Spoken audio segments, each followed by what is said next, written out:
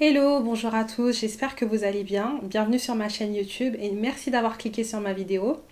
Moi c'est Léna, fondatrice de Léna B Consulting, d'où le nom de ma chaîne YouTube. Et dans cette première vidéo, en fait, je vais me présenter. Voilà, le but c'est que vous puissiez apprendre à me connaître, qu'on apprenne à se connaître et que vous puissiez comprendre pourquoi j'ai fondé Léna B Consulting.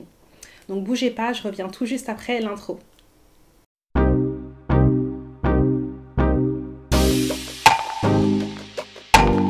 J'ai fondé Léna B Consulting, qui n'est pas seulement une chaîne YouTube, mais une entreprise. J'accompagne les entreprises et les particuliers dans la mise en place de leurs projets.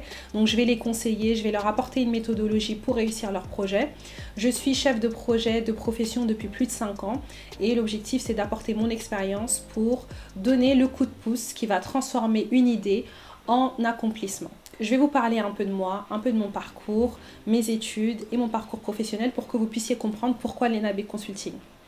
Au niveau des études, j'ai eu un bac ES. Donc après le bac, j'étais un peu dans le flou.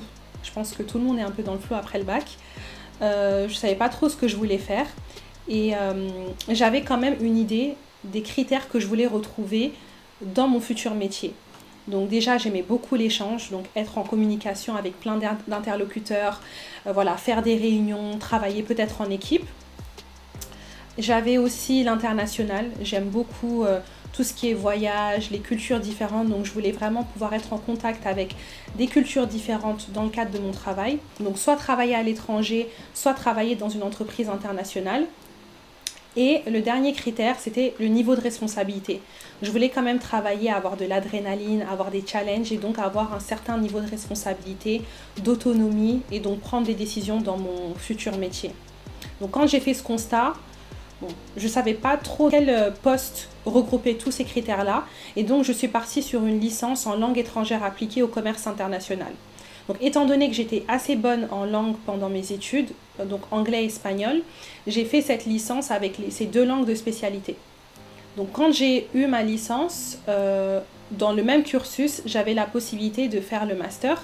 Et donc, j'avais deux options. J'avais l'option négociation commerciale internationale et l'option management de projet. Et donc, du coup, j'ai coupé la poire en deux. J'ai fait la première année en négociation commerciale internationale et la deuxième année en management de projets internationaux. On va passer donc à ma carrière professionnelle. Donc la carrière professionnelle, je dirais qu'elle a commencé très tôt parce que j'ai travaillé dès le début de mes études et j'ai toujours travaillé en parallèle. Mais si on parle vraiment du sujet de Léna B Consulting, on va reprendre au moment de mon Master 2. Donc pour valider mon Master 2, il fallait que je fasse un stage de fin d'études. Et donc, étant donné que j'étais en management de projet, j'ai cherché un stage dans ce domaine-là et j'ai trouvé un stage dans la banque. Déjà, à ma grande surprise, parce que je ne pensais pas que le secteur de la banque visait des profils comme moi.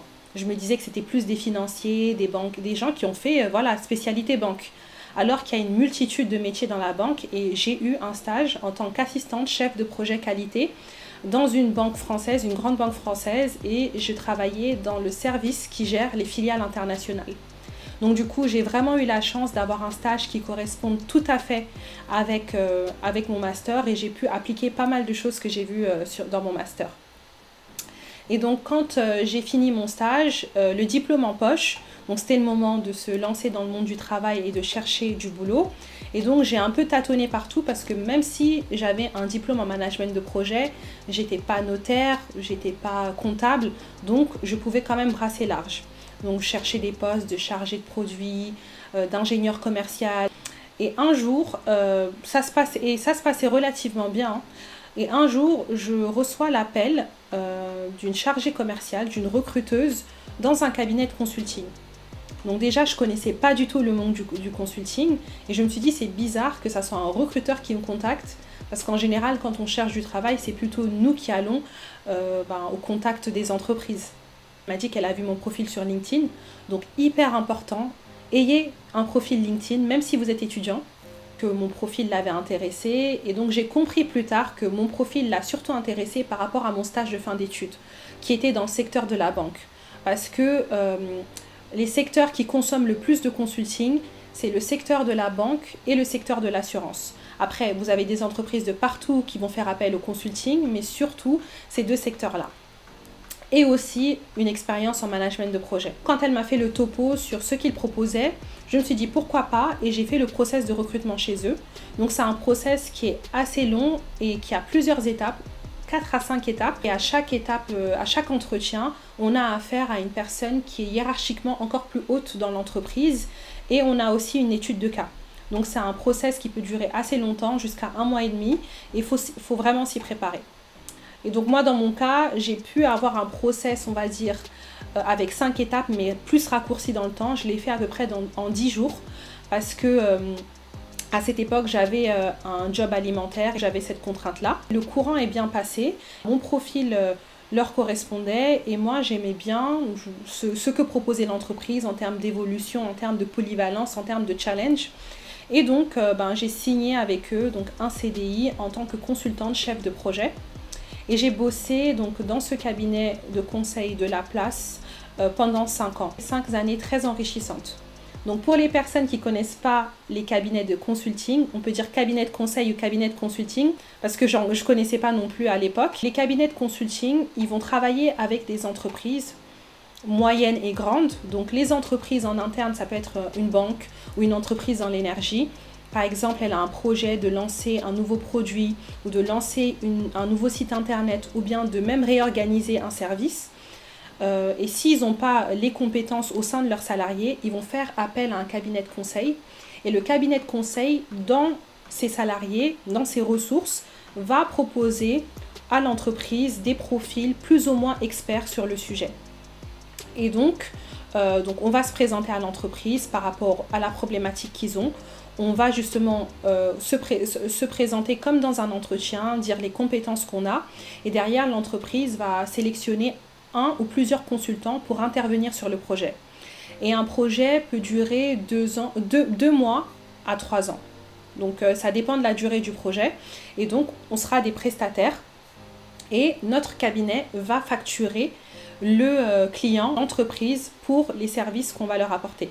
Bien sûr, comme on est facturé par jour, on n'est pas comme des salariés lambda, on vient et pour délivrer un projet de qualité. Donc derrière, il y a pas mal de pression et il faut vraiment performer sur ces missions-là.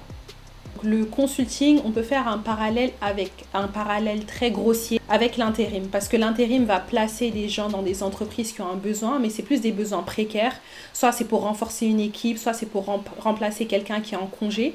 Mais dans le cas du conseil, déjà, on est en CDI et on vient pour un projet parce qu'ils n'ont pas les compétences. Donc c'est pour apporter une expertise, c'est pour apporter aussi un regard frais. Et surtout, comme on est externe à l'entreprise, on n'est plus, on va dire, neutre entre guillemets. Donc voilà pour le consulting. Et je vais finir avec l'ENAB Consulting. L'ENAB Consulting, donc c'est une structure que j'ai créée, donc où j'accompagne directement des professionnels, des particuliers ou des entreprises. Je vais vous expliquer pourquoi en gros je l'ai créée. Quand je travaillais pendant ces 5 années dans le consulting, je suis intervenue sur des projets très intéressants au sein de banques ou d'entreprises automobiles. Après un certain nombre d'années, donc j'ai commencé à ressentir un manque, dans le sens où les projets étaient très intéressants, mais c'est des projets tentaculaires. Ils touchent beaucoup de services, même si on est au centre du projet. Il y a des choses qu'on ne va pas maîtriser, il y a des choses qui ne seront pas de notre ressort, même si on fait un travail d'excellente qualité. Par exemple, si la direction décide qu'il n'y a plus de budget sur ce projet, même si tu as fait un super taf, on peut décider que voilà, c'est fini, le projet il est clos, voilà. Et là, tu peux rien y faire. Et aussi, étant donné que on est au sein, en général, on est en siège, on est au sein d'une structure, on va travailler sur un projet, on va réussir le projet, ok super, le service fonctionne mieux, ou on a livré le site. Mais derrière, on est tellement loin du client final que souvent, on ne voit pas vraiment le sens et l'impact de ce qu'on a fait. Donc du coup, c'est les 2 sentiments que j'avais. Le fait qu'on ne maîtrise pas tout, et le fait qu'on n'ait pas ce lien-là avec le client final et qu'on ne voit pas en fait le fruit de notre travail concrètement.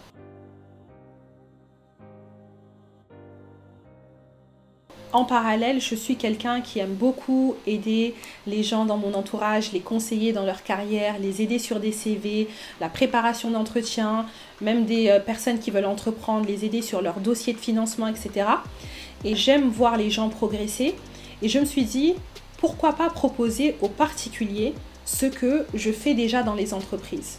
Parce qu'en réalité, la méthodologie pour justement suivre un projet, elle est la même qu'il s'agisse d'un gros projet informatique dans une entreprise ou d'un projet de création d'entreprise. Par exemple, je veux ouvrir un resto.